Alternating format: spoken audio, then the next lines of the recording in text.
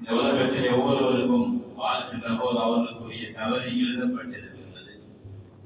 அவர்களுக்குரிய இந்த உலக வாழ்க்கை எத்தனை வருடங்கள் இந்த உலகத்திலே வாழ்வார்கள் என்பதை தாயுடைய கல்லூரியில் இருந்து போது அல்லாஹ் அவர்களுக்கு எழுதி வைத்துள்ளார்.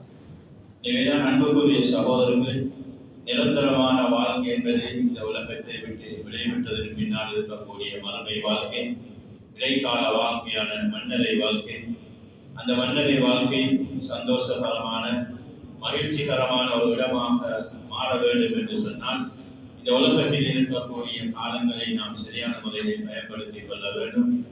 அல்லாஹும் அல்லாஹுடைய தூதரும் இந்த உலகத்திலே நீங்கள் வாழ்ந்தால் இப்படியெல்லாம் நீங்கள் வாழ்வீர்கள் என்று சொன்னால் அதற்குரிய பிரதிபலனை நீங்கள் மன்னரையிலே கண்டுகொள்வீர்கள் என்று ஸல்லல்லாஹு அலைஹி வஸல்லம் அவர்கள் சொல்லியிருக்கிறார். எனவே அந்த வகையிலே நம்முடைய கால நேரங்களை அமல்களின் பக்கம், நல்ல விடயங்களின் பக்கம், நல்ல செயற்பாடுகளின் பக்கம் நாம் நம்முடைய கால நேரங்களை கழிப்போம் என்று சொன்னால் இந்த உலகத்திலே இருந்து விடைபெற்று அந்த மன்னரை வாழ்க்கை எமக்கு சந்தோஷகரமான வாழ்க்கையாக அமையும். எனவே நான் அன்புக்குரிய சகோதரிகளே, மரணம் எப்போது, எங்கே, யாருக்கு என்ற 3 கேள்விக்கும் யாருக்கும் விடை கிடையாது. நிச்சயம் எல்லோருக்கும் மரணம் இருக்கிறது. இன்னக மையீது வ இன்னஹும் மையீதூன். அல்லாஹ் நபியை பார்த்து கூறினார், நீங்களும் மரணிக்க இருக்கிறீர்கள், உங்களுடைய சமூகமும் மரணிக்க இருக்கிறார்கள், அவர்களும் மரணிக்க இருக்கிறார்கள். தும்ம இன்னக்கும் யௌமல் கியாமத்தி துபஅஸூன். எல்லோரும் நிச்சயமாக அந்த மறுமை நாளிலே எழுப்பப்படுவார்கள் என்பதை அல்லாஹ் குர்ஆனிலே திட்டவட்டமாக கூறிவிட்டார்.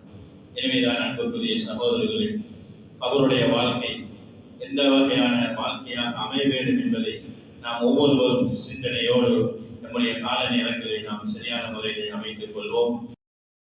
ஜனாஸா என்று வருகின்ற போது ஸல்லல்லாஹு அலைஹி வஸல்லம் அவர்கள் 2 விடயங்களை முக்கியப்படுத்தி இருக்கிறார்கள்.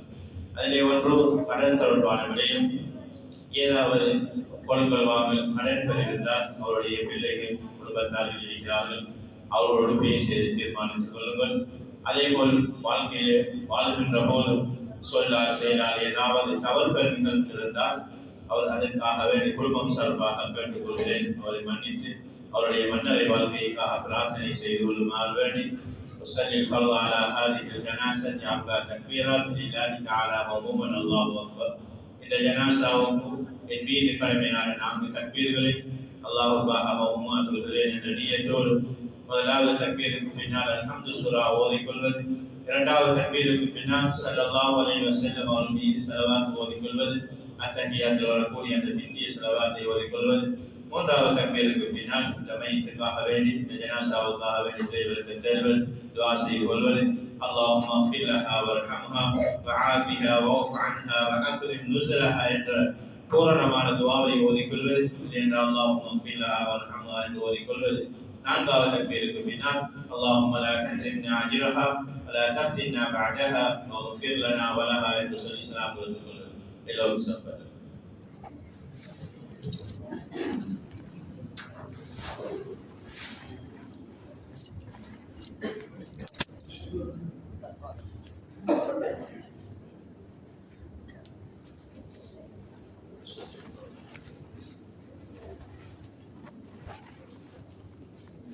الله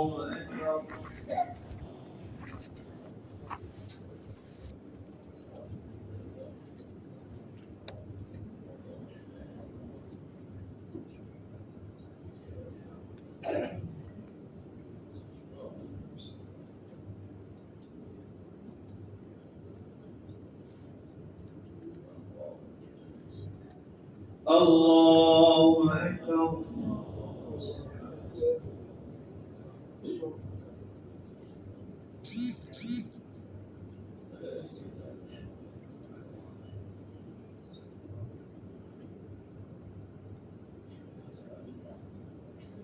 الله أكبر.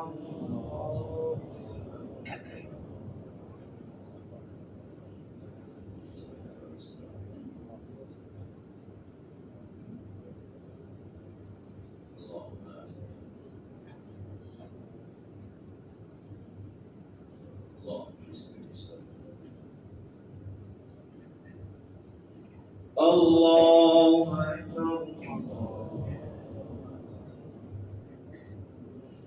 السلام عليكم ورحمة الله وبركاته.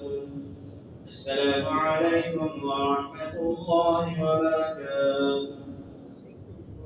الحمد لله رب العالمين. اللهم صل على سيدنا ونبينا مولانا محمد وبارك وسلم عليه. اللهم اغفر لنا ذنوبنا وخطايانا كلها يا رب العالمين. اللهم اعذها من عذاب القبر ومن عذاب النار.